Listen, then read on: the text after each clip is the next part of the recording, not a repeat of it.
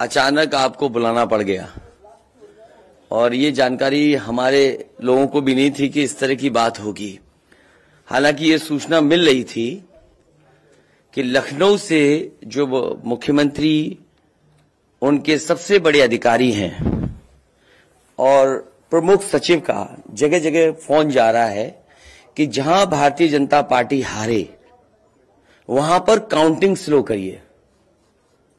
मुख्यमंत्री के प्रमुख सचिव डीएम्स को फोन कर रहे हैं कि जहां बीजेपी हारे वहां पर काउंटिंग स्लो होनी चाहिए। और यही नहीं, अगर हम पिछला चुनाव देखें तो जो भारतीय जनता पार्टी की हार हुई है 47 सीटें ऐसी हैं जो 5000 के अंदर कम वोट में हुई हैं।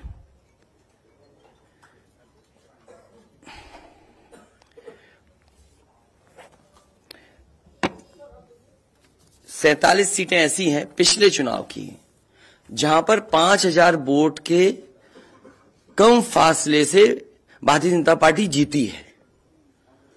और जो आज देखने को मिला है बनारस में कि जहां ईवीएम्स ले जाई जा रही थी, एक ट्रक पकड़ा गया, 2 ट्रक लेकर के भाग गए। अगर सरकार चोरी नहीं कर रही थी, ये वोट की चोरी जो नहीं कर रही थी, तो कम से कम बताए कि एक गाड़ी रोक ली, पकड़ी गई, लाइव है, अभी भी हम लाइव देख सकते हैं। 2 गाड़ियां क्यों भागी? अगर कोई चोरी नहीं थी, प्रशासन ने, सिक्योरिटी ने इतना इंतजाम क्यों नहीं किया?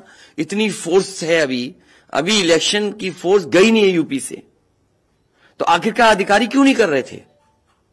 क्या वजह है कि बिना सिक्योरिटी, बिना इतने इंतजाम के ईवीएम्स जा रही हैं? और ईवीएम्स के बारे में ये मानना है कि किसी भी वेयर हाउस में रखी हो या किसी भी स्ट्रांग रूम में रखी हो, तो बिना प्रत्याशी के जानकारी के आप मूव नहीं कर सकते हैं। अगर आपको ईवीएम्स को मूव करना है तो कम से कम जो प्रत्याशी चुनाव लड़ रहे हैं उनकी जानकारी में होना चाहिए। और सोचिए, मुख्यमंत्री आवास से प्रमुख सचिव, मुख्यमंत्री जगह जगह फोन कर रहे हो और डीएम्स को बता रहे हो। ये घबरा गए उसी दिन जिस दिन अखबारों में कुछ जगह आया कि कहीं पार्क की सफाई हो रही है, कहीं घर की सफाई हो रही है। और आप में से वो लोग हैं जो जमीन पर घूमे, जो जमीन पर चुनाव चल रहा है, वो भारतीय जनता पार्टी के खिलाफ था, जनता के अंदर नाराजगी थी। It's great to see you here. Thank you for watching our work. If you haven't subscribed yet, don't forget to click the bell icon and subscribe to Mojo Story and support independent, robust journalism.